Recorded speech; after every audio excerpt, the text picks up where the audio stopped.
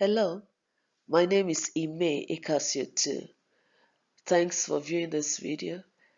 This is just a small, short 5-slide PowerPoint talking about U.S. air carrier deregulation era.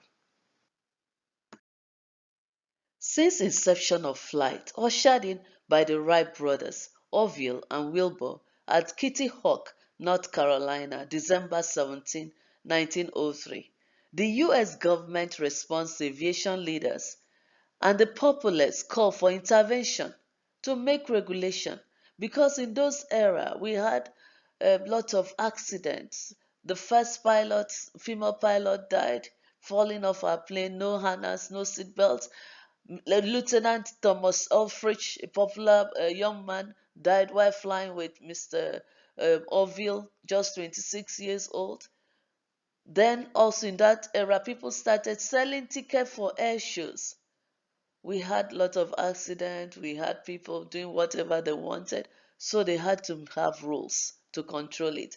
This was when the Commerce Act of 1926 was ignited. Kelly Act was there in 1926, 25, I mean. And then 1926, the Congress enacted gave us another act.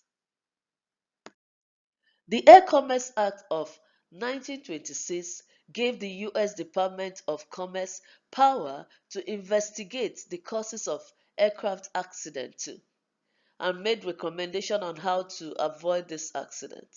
The AIR Act of 1930 made provision for air carriers to bid for transporting emails, but due to some of the carriers not getting the ML contract, passengers were transported. So something good came out of that time.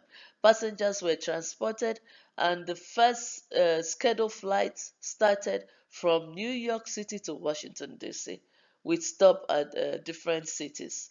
Complaints arose because of the all-powerful postmaster, Mr. Walter Brown, with accusations of collusion, preventing growth, development, and misusing the powers of his office. AML Act of 1934 was enacted by United States Congress in June to correct the wrongs of the AML Act of 1930. The Postmaster Powerful Office was split between three departments: the Post Office, Interstate Commerce Commission, and Department of Commerce. Government control air routes, and first they handled the safety also, and they still awarded the contract. The air carriers formed the Air Transport Association to represent them during this time too. Civil Aeronautic Act of 1938 came up after that, as passengers were now the main means for commercial aviation. Three agencies were formed, namely Civil Aeronautic Authority, which was to establish policies for legislation of safety and economies of transportation. The Administration of Aviation was established to do the work of providing safety and executing all manner of economic policies.